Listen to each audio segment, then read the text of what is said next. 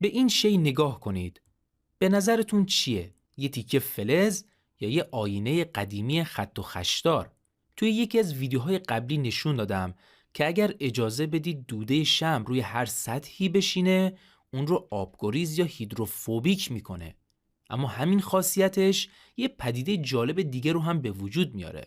زمانی که شیشه رو به دوده آغشته کنید و اون رو آروم توی آب فرو ببرید، یه لایه بسیار نازک از هوا بین سطح دوده و آب شکل میگیره. سپس زمانی که نور با اون برخورد میکنه، به جای جذب شدن توسط مرز بین آب و هوا بازتاب میشه و این حالت فلزی و آینه‌ای رو به وجود میاره که به این پدیده بازتاب داخلی کلی گفته میشه. و جالبتر از همه اینکه وقتی شیشه رو از آب بیرون بیارید هنوز کاملا خشکه.